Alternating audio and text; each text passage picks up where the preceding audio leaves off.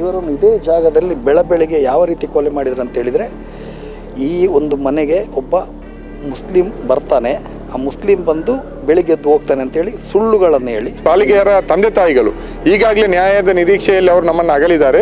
ಅವರು ಇಬ್ಬರು ಅಕ್ಕಂದಿರು ಸಹೋದರಿಯಂದರು, ಮದುವೆ ಆಗದಂಥ ಸಹೋದರಿಯಂದರು ಕೂಡ ಇವತ್ತು ನ್ಯಾಯಕ್ಕಾಗಿ ಇವತ್ತು ಬಹಳ ದೊಡ್ಡ ರೀತಿಯಾದಂಥ ಒಂದು ನಿರೀಕ್ಷೆ ಇಟ್ಕೊಂಡು ಹೋರಾಟವನ್ನು ಮಾಡ್ತಾ ಇದ್ದಾರೆ. ನಾವು ಆ ಸಂದರ್ಭದಲ್ಲಿ ಇಲ್ಲಿ ಅವರ ಮನೆಗೆ ಭೇಟಿ ಕೊಟ್ಟವರು ವಿಧಾನ ಪರಿಷತ್ ಸದಸ್ಯ ಗಣೇಶ್ ಕಾರ್ಣಿಕ್. ಮುಂದಿನ ಚುನಾವಣೆಯಲ್ಲಿ ಗಣೇಶ್ ಕಾರ್ಣಿಕರನ್ನು ಕೂಡ ಇವರು ಸೋಲಿಸ್ತಾರೆ. ನಮ್ಮ ಅವತ್ತಿನ ಹೋರಾಟದ ತೀವ್ರತೆಯಿಂದಾಗಿ ಆ ಕೊಲೆಯಲ್ಲಿ ಪ್ರಧಾನ ಪಾತ್ರಧಾರಿಗಳು ಯಾರು ಅನ್ನುವಂಥದ್ದು ಬಹಿರಂಗ ಆಯಿತು. ಇಲ್ಲಾಂದ್ರೆ ಅದು ಮುಚ್ಚಿ ಹೋಗುವ ಸಾಧ್ಯತೆ ಇತ್ತು. ಪ್ರಮುಖ ಆರೋಪಿ ಅಂತ ಹೇಳಿದ್ರೆ ನರೇಶ್ ಶೆಣೈ ಅವರು. ಕೆಲವು ಪ್ರಕರಣದಲ್ಲಿ ನೀವಿಬ್ಬರು ಒಟ್ಟಿಗಿದ್ದೀರ. ಸೌಜನ್ಯ ಪ್ರಕರಣ ಒಂದು, ಬಾಳಿಗ ಪ್ರಕರಣ ಇನ್ನೊಂದು. ನಮಗೆ ಖಂಡಿತವಾಗಿ ವಿಶ್ವಾಸ ಇದೆ, ನ್ಯಾಯಾಂಗ ವ್ಯವಸ್ಥೆಯ ಮೇಲೆ 100ಕ್ಕೆ 100 ಕೊಲೆ ಆರೋಪಿಗಳಿಗೆ ಶಿಕ್ಷೆ ಆಗತ್ತೆ.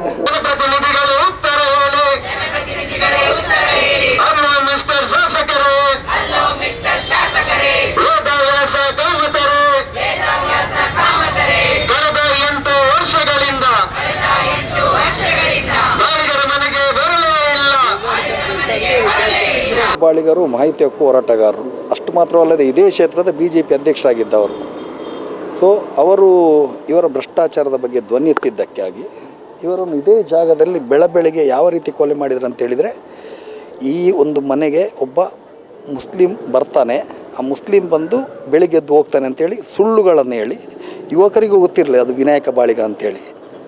ಸೊ ಬೆಳಂಬೆಳಿಗ್ಗೆ ಅವನನ್ನು ಕಾದು ಕೂತ್ಕೊಂಡು ಇಲ್ಲಿ ಕೊಲೆ ಮಾಡ್ತಾರೆ. ಕೊಲೆ ಮಾಡಿ ಅದಕ್ಕೆ ಜನರನ್ನು ಕೂಡ ಫಿಕ್ಸ್ ಮಾಡಿದ್ರಿ ಅವರು. ಯಾರಂತ ಹೇಳಿದರೆ ಕೊಲೆ ಮಾಡಿದವರು ಮುಸ್ಲಿಮರು ಅಂತೇಳಿ. ಅದಕ್ಕೂ ಜನ ತಯಾರಾಗಿತ್ತು. ಆದರೆ ಇಲ್ಲಿಯ ಕ್ಷೇತ್ರದ ಜನಪ್ರತಿನಿಧಿ ಇಲ್ಲ, ಈ ಕೊಲೆ ಮಾಡಿದ್ದು ಮುಸ್ಲಿಮರಲ್ಲ, ಇದು ಕೊಲೆ ಮಾಡಿದವರು ಬೇರೆನೇ ಅಂತೇಳಿ ಹೇಳಿದರು. ಕೊನೆಗೆ ಆ ಸಂದರ್ಭದಲ್ಲಿ ನಮ್ಮ ಚಂದ್ರಶೇಖರ್ ಇದ್ದರು ಕಮಿಷನರ್, ಅವರಿದ್ರ ತನಿಖೆಯನ್ನು ಭಾಳ ಜೋರಾಗಿ ಮಾಡಿ ನೈಜ ಆರೋಪಿಗಳನ್ನು ಬಂಧಿಸಿದರು. ಆ ಸಂದರ್ಭದಲ್ಲಿ ಇಲ್ಲಿಯ ಶಾಸಕರೇನಿದ್ರು ಅವರು ಕೂಡ ನಾಪತ್ತೆ ಆಗಿದ್ದು ನಿಮ್ಗೆ ಗೊತ್ತಿರ್ಬೋದು. ಸುಮಾರು 90 ದಿವಸ ಊರಲ್ಲಿ ಇರಲಿಲ್ಲ ಅವರು. ಅವರನ್ನು ಎನ್ಕ್ವೈರಿ ಮಾಡಿದರು, ಬಿಟ್ಟರು, ಇಂಥದ್ದೆಲ್ಲ ಆಗಿತ್ತು. ಆ ಸಂದರ್ಭದಲ್ಲಿ ಇಲ್ಲಿ ಅವರ ಮನೆಗೆ ಭೇಟಿ ಕೊಟ್ಟವರು ವಿಧಾನ ಪರಿಷತ್ ಸದಸ್ಯ ಗಣೇಶ್ ಕಾರ್ಣಿಕ್. ಮುಂದಿನ ಚುನಾವಣೆಯಲ್ಲಿ ಗಣೇಶ್ ಕಾರ್ಣಿಕರನ್ನು ಕೂಡ ಇವರು ಸೋಲಿಸ್ತಾರೆ. ಸೊ ಹಿಂದುತ್ವ ಇದೆಲ್ಲ BJP ಕೇವಲ ಬೋಗಳೆ. ಯಾಕಂದರೆ ಇವರಿಗೆ ಬೇಕಾಗಿರೋದಿಷ್ಟೇ, ಇಲ್ಲಿ ರಾಜಕೀಯಕ್ಕೆ ಇವರ ಎದುರಿಗೆ ಯಾರು ಬರ್ತಾರೆ ಅವರನ್ನು ಕೊಲೆ ಮಾಡಿಸುವಂಥದ್ದು, ಅವರನ್ನು ಅಪಪ್ರಚಾರ ಮಾಡಿ ಮುಗಿಸುವಂಥದ್ದು. ಇಂಥ ನಿರ್ದೇಶನಗಳು ದಕ್ಷಿಣ ಕನ್ನಡ ಜಿಲ್ಲೆಯಲ್ಲಿ ತುಂಬ ಇದೆ. ಅದರಲ್ಲಿ ಒಂದು ನಮ್ಮ ವಿನಾಯಕ ಬಾಳಿಗ. ಪ್ರತಿ ಬಾರಿ ಚುನಾವಣಾ ಸಂದರ್ಭದಲ್ಲಿ ಇವರು BJPಯ ಕಾರ್ಯಕರ್ತನಾಗಿ ಬೂತಲ್ಲಿ ಕುತ್ಕೊಳ್ತಾ ಇದ್ದವರು. ಇವನು ಹಿಂದೂ ಅಲ್ವಾ? ಇವರ ಬಗ್ಗೆ BJP ದೊಡ್ಡ ದೊಡ್ಡ ನಾಯಕರು ಬಂದಿಲ್ಲಲ್ಲ. ಚುನಾವಣಾ ಸಂದರ್ಭದಲ್ಲಿ ಯಾರ್ಯಾರು ಕೊಲೆ ಮಾಡಿದ ಸಂದರ್ಭದಲ್ಲಿ ಹೋಗ್ತಾರೆ. ಸೊ ಇವತ್ತು ಸತತ 8ನೇ ವರ್ಷದಿಂದ ನಿರಂತರವಾಗಿ ನಮ್ಮ ಹೋರಾಟ ನಡೀತದೆ, ನ್ಯಾಯ ಸಿಗಬೇಕಂತೇಳಿ.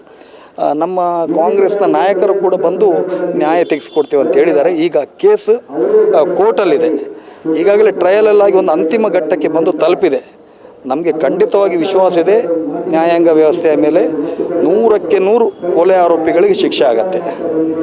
ನಿಮಗೆ ಗೊತ್ತಿರ್ಬೋದು, ಇದರ ಪ್ರಮುಖ ಆರೋಪಿ ಅಂತ ಹೇಳಿದರೆ ನರೇಶ್ ಶೆಣೈ ಅವರು ನಮೋ ಬ್ರಿಗೇಡ್ ಅಂತ ಹೇಳಿಬಿಟ್ಟು 2014ರಲ್ಲಿ ಮೋದಿಯ ಭಾಳ ಅಬ್ಬರದಲ್ಲಿ ಪ್ರಚಾರ ಮಾಡಿದರು. ಅವರ ಹಿಂದೆ ನಿಂತು ಈ ನಾಯಕರೆಲ್ಲರೂ ಅವರನ್ನು ಉಳಿಸುವಂಥ ಕೆಲಸ ಮಾಡಿದರು. ಆದರೆ ಒಳ್ಳೆ ಕಮಿಷನರ್ ಆ ದಿವಸ ಅವರನ್ನು ಆ ಕೇಸನ್ನು ಬಯಲಿಗೆ ಎಳೆದು ಜೈಲಿಗೆ ಅಟ್ಟುವಂಥ ಕೆಲಸ ಆಗಿದೆ. ಇನ್ನು ನಮ್ಮದು ಕೆಲಸ ಏನಂತ ಹೇಳಿದರೆ ನ್ಯಾಯಾಂಗ ವ್ಯವಸ್ಥೆಯಲ್ಲಿ ಅವರಿಗೆ ಮರಣದಂಡನೆ ಕೊಡಿಸುವಂಥದ್ದು. ಅಂಥ ಸಮಯ ಸಂದರ್ಭಕ್ಕಾಗಿ ನಾವು ಕಾಯ್ತಾ ಇದ್ದೇವೆ. ಖಂಡಿತವಾಗಿ 100ಕ್ಕೆ 100 ಅಂಥ ವ್ಯವಸ್ಥೆಗಳಾಗ್ತದೆ ಅಂದರೆ ನಂಬಿಕೆ ಇದೆ. ವಿನಾಯಕ ಬಾಳಿಗ ಅವರ ಕೊಲೆಯಾಗಿ ಇವತ್ತಿಗೆ 8 ವರ್ಷ ಆಯಿತು. ಕೊಲೆಯಾದ ಸಂದರ್ಭದಲ್ಲಿ ವಿನಾಯಕ ಬಾಳಿಗ ನಮಗೆಲ್ಲರಿಗೂ ಅಷ್ಟು ಪರಿಚಿತರೇನಾಗಿರಲಿಲ್ಲ. ಅವರು ಕೂಡ BJP ಪರಿವಾರದಲ್ಲೇ ಗುರುತಿಸಿಕೊಂಡಿದ್ದ ಒಬ್ಬ ಸಾಮಾನ್ಯ ಕಾರ್ಯಕರ್ತರಾಗಿದ್ದರು. ಅದರ ಜೊತೆಯಲ್ಲಿ ಸಮಾಜದಲ್ಲಾಗ್ತಾ ಇರುವಂಥ ಅನ್ಯಾಯಗಳನ್ನು ಪ್ರಶ್ನಿಸುವ ಗುಣ ಇತ್ತು. ದೇವರ ಹೆಸರಿನಲ್ಲಿ ದೇವಸ್ಥಾನವನ್ನು ಇಟ್ಕೊಂಡು ಮಾಡುವಂಥ ಅನಾಚಾರಗಳು, ಲೂಟಿ, ಇವುಗಳನ್ನು ಕೂಡ ಪ್ರಶ್ನೆ ಮಾಡುವಂಥ ಒಂದು ಗುಣ ಅವರಲ್ಲಿತ್ತು. ಮತ್ತು RTIಯನ್ನು ಆ ನಿಟ್ಟಿನಲ್ಲಿ ಅವರು ಸಮರ್ಥವಾಗಿ ಬಳಸ್ತಾ ಇದ್ರು. ಅದರಿಂದ ಅವರು ತುಂಬ ಜನರಿಗೆ ಕೆಂಗಣ್ಣಿಗೆ ಗುರಿಯಾಗಿದ್ರು ಅನ್ನುವಂಥದ್ದೆಲ್ಲ ನಮಗೆ ಆಗ ಕೇಳಿ ಬಂದ ಮಾತು. ಆದರೆ ಆ ಸಂದರ್ಭದಲ್ಲಿ ಅವರನ್ನೊಬ್ಬ ಬ್ಲ್ಯಾಕ್ ಮೇಲು RTI ಆಕ್ಟಿವಿಸ್ಟ್ ಅನ್ನೋ ರೀತಿಯಲ್ಲಿ ಬಿಂಬಿಸಿ ಅವರನ್ನು ಖಳನಾಯಕ ಮಾಡುವಂಥ ಒಂದು ಪ್ರಯತ್ನ ಕೂಡ ವ್ಯವಸ್ಥಿತವಾಗಿ ಯಥಾಸ್ಥಿತಿಯಾಗಿ ನಡೆಯಿತು. ಆದರೆ ಆಮೇಲೆ ಪ್ರೊಫೆಸರ್ ನರೇಂದ್ರ ನಾಯಕರ ಮೂಲಕ ನಮಗೆಲ್ಲರಿಗೂ ವಿಷಯ ಗೊತ್ತಾದ ಮೇಲೆ ಈ ಬಾಳಿಗ ಅವರ ಕೊಲೆಯನ್ನು ಮುಚ್ಚಿ ಹಾಕ್ಲಿಕ್ಕೆ ಬಿಡಬಾರ್ದು, ಅದರಲ್ಲಿ ಬಲಾಢ್ಯ ಶಕ್ತಿಗಳೆಲ್ಲ ಇದ್ದಾರೆ ಅನ್ನುವಂಥದ್ದನ್ನು ಅರ್ಥ ಮಾಡಿಕೊಂಡು ನಾವು ದೇಶಪ್ರೇಮಿ ಸಂಘಟನೆಗಳ ಒಕ್ಕೂಟ ಅಂತ ಎಲ್ಲ ಸಮಾನ ಮನಸ್ಕರು ಸೇರಿ ಹೋರಾಟವನ್ನು ಆರಂಭ ಮಾಡಿದ್ವಿ. ನಮ್ಮ ಅವತ್ತಿನ ಹೋರಾಟದ ತೀವ್ರತೆಯಿಂದಾಗಿ ಆ ಕೊಲೆಯಲ್ಲಿ ಪ್ರಧಾನ ಪಾತ್ರಧಾರಿಗಳು ಯಾರು ಅನ್ನುವಂಥದ್ದು ಬಹಿರಂಗ ಆಯಿತು. ಇಲ್ಲಾಂದರೆ ಅದು ಮುಚ್ಚಿ ಹೋಗುವ ಸಾಧ್ಯತೆ ಇತ್ತು. ಅಲ್ಲಿಂದ ಒಂದು ಹಂತದಲ್ಲಿ ಆ ತನಿಖೆ ಕೊಲೆ ಪ್ರಕರಣದ ಸೂತ್ರಧಾರಿಗಳು ಬಂಧನಕ್ಕೊಳಗಾದರೂ ಕೂಡ ಇನ್ನಷ್ಟು ಈ ಕೊಲೆಯಲ್ಲಿ ಅನುಮಾನಗಳು ನಮಗಿತ್ತು. ಆ ನಿಟ್ಟಿನಲ್ಲಿ SIT ತನಿಖೆ ಕೂಡ ನಾವು ಆಗ್ರಹಿಸಿದ್ವಿ. ಆದರೆ ಸರ್ಕಾರ ಯಾಕೆ ಅದನ್ನು ಮನಸ್ಸು ಮಾಡಲಿಲ್ಲ.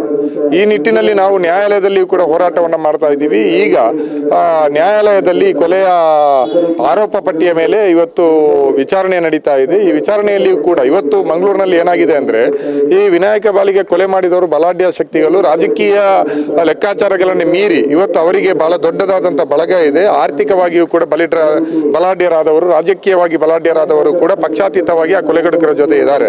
ಅದರಿಂದಾಗಿ ಇಲ್ಲಿಯ ನ್ಯಾಯಾಲಯದಲ್ಲಿ ನ್ಯಾಯಯುತವಾಗಿ ತನಿಖೆ ನಡೆಯೋದು ಕಷ್ಟ ಅಂತ ಗೊತ್ತಾಗಿ ಈಗಾಗಲೇ ಅವರ ಕುಟುಂಬ ಈ ಪ್ರಕರಣ ಮಂಗಳೂರಿನಲ್ಲಿ ವಿಚಾರಣೆ ಆಗಬಾರ್ದು, ಇದನ್ನು ಬೆಂಗಳೂರಿಗೆ ಸ್ಥಳಾಂತರ ಆಗಬೇಕು ಅನ್ನೋಂಥ ಬೇಡಿಕೆಯನ್ನು ಇಟ್ಟಿದ್ದಾರೆ. ಆ ಬೇಡಿಕೆಯನ್ನು ನ್ಯಾಯಾಲಯ ಹೈಕೋರ್ಟ್ ಇವತ್ತು ಮನ್ನಿಸಿ ಅದನ್ನೀಗ ಬೆಂಗಳೂರಿಗೆ ವಿಚಾರಣೆಯನ್ನು ಬೆಂಗಳೂರು ಕೋರ್ಟ್ನಲ್ಲಿ ಮಾಡುವ ನಿಟ್ಟಿನಲ್ಲಿ ಒಂದು ಆದೇಶ ಕೂಡ ಬಂದಿದೆ. ಈ ರೀತಿಯಲ್ಲಿ ನಾವು ಎಲ್ಲ ರೀತಿಯಲ್ಲಿಯೂ ಕೂಡ ನ್ಯಾಯಾಲಯದಲ್ಲಿಯೂ ನ್ಯಾಯಾಲಯದ ಹೊರಗಡೆಯೂ ಕೂಡ ಹೋರಾಟವನ್ನು ಮುಂದುವರಿಸಿದ್ದೀವಿ.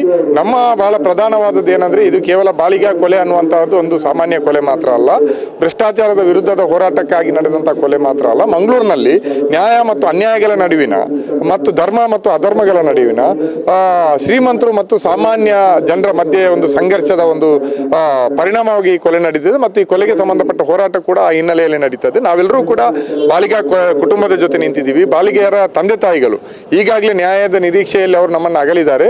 ಅವರು ಇಬ್ಬರು ಅಕ್ಕಂದಿರು, ಸಹೋದರಿಯಂದರು, ಮದುವೆ ಆಗದಂಥ ಸಹೋದರಿಯಂದರು ಕೂಡ ಇವತ್ತು ನ್ಯಾಯಕ್ಕಾಗಿ ಇವತ್ತು ಬಹಳ ದೊಡ್ಡ ರೀತಿಯಾದಂಥ ಒಂದು ನಿರೀಕ್ಷೆ ಇಟ್ಕೊಂಡು ಹೋರಾಟವನ್ನು ಮಾಡ್ತಾ ಇದ್ದಾರೆ. ನಾವು ಅವರ ಜೊತೆಯಲ್ಲಿ ನಾವೆಲ್ಲರೂ ನಿಂತು, ಮಂಗಳೂರು ಅಷ್ಟು ಬರುಡಾಗಿಲ್ಲ, ಮಂಗಳೂರು ಕೊಲೆಗಡುಕರ ಪರವಾಗಿಲ್ಲ, ಮಂಗಳೂರು ಶೋಷಿತರ ಪರವಾಗಿಯೂ ನಿಲ್ತದೆ, ಅನ್ಯಾಯಕ್ಕೊಳಗಾದವರ ಪರವಾಗಿ ನಿಲ್ತದೆ ಅನ್ನುವಂಥ ಸಂದೇಶವನ್ನು ಸಾರುವ ನಿಟ್ಟಿನಲ್ಲಿ ಪ್ರತಿ ವರ್ಷ ಅವರ ಕೊಲೆಯಾದ ಈ ದಿನ ನಾವು ಮೆರವಣಿಗೆಯನ್ನು ಮಾಡ್ತಾ ಇದ್ದೀವಿ. ಈ ವರ್ಷ ಕೂಡ ಅದನ್ನು ಸಂಘಟಿಸಿದ್ದೀವಿ. 8 ವರ್ಷ ಆದರೂ ಇದೇ ಕೇಸಿನ ಟ್ರಯಲ್ ಮಂಗಳೂರಿನಿಂದ ಬೆಂಗಳೂರಿಗೆ ಶಿಫ್ಟ್ ಮಾಡಬೇಕೆಂಬ ಅಪ್ಲಿಕೇಶನ್ ಅನ್ನು ಸ್ಪೆಷಲ್ ಪಬ್ಲಿಕ್ ಪ್ರಾಸಿಕ್ಯೂಟರ್ ಕೊಟ್ಟರು. ಇನ್ನು ತೆರೆಯದ ನಿಮ್ಮ ಕಣ್ಣಿಗೆ, ನಿಮ್ಮ ನರ್ವಸ್ ಸಿಸ್ಟಮಿಗೆ, ನಿಮ್ಮ ನರಮಂಡಲಕ್ಕೆ ಇದೇ ಬೇಕಾದ ಒಂದು ಶಬ್ದ ಮಾತ್ರ, ನರಸತ್ತವರು ಅಷ್ಟೇ. ಮತ್ತೆ ಮತ್ತೆ ಹೇಳ್ತಾ ಇದ್ದೇನೆ, ಯಾವುದೇ ನಾಚಿಕೆ ಇಲ್ಲ, ಯಾವುದೇ ಮುಜುಗರ ಇಲ್ಲ. ಎಲೆಕ್ಷನ್ಸ್ ಬಂತು, ನೀತಿ ಸಂಹಿತೆ ಜಾರಿಗೆ ಬಂದಿದೆ. ಹಿಂದಿನ MP-ಗಳನ್ನು BJP ಪಕ್ಷ ಚೇಂಜ್ ಮಾಡಿದೆ. 15 ವರ್ಷ MP ಆಗಿದ್ದರು. ಬಾಳಿಗ ಸತ್ತ 8 ವರ್ಷದ ಮೇಲೆ MP ಆಗಿದ್ದರು. ಒಂದೇ ಒಂದು ದಿವಸ ತಮ್ಮ ಪಕ್ಷದ ಕಾರ್ಯಕರ್ತರ ಮನೆಗೆ ಹೋಗುವ ಸೌಜನ್ಯವನ್ನು ತೋರದ ಈಗ ನೀವು ಮಾಜಿಯಾಗಿದ್ದೀರಿ. ಈಗಲಾದರೂ ಬರ್ತೀರಾ ನೋಡೋಣ. ಮುಂದೆ ಇದೇ ಪಕ್ಷದಿಂದ ಚುನಾವಣೆಗೆ ನಿಂತಿರುವವರೇ, ನಿಮಗೂ ಒಂದು ಓಪನ್ ತೆರೆದ ಸವಾಲು. ನಿಮ್ಮದೇ ಪಕ್ಷದ ಕಾರ್ಯಕರ್ತರ ಕೊಲೆಯಾಗಿ 8 ವರ್ಷ ಆಗಿದೆ. ನೀವಾದರೂ ಅವರ ಮನೆಗೆ ಹೋಗುವ ಸೌಜನ್ಯ ತೋರಿಸುತ್ತೀರಾ ಅಂತ ತೆರೆದ ಸಭೆಯಲ್ಲಿ ನಿಮ್ಮನ್ನು ಕೇಳಬೇಕಾಗಿದೆ. ಎಸ್, ನೀತಿ ಸಂಹಿತೆ ಇದೆ, ಕರೆಕ್ಟ್. ಆದ ಕಾರಣ ಕಾಂಗ್ರೆಸ್ ಬಗ್ಗೆ ಮಾತಾಡ್ಬೇಕಿಲ್ಲಿ.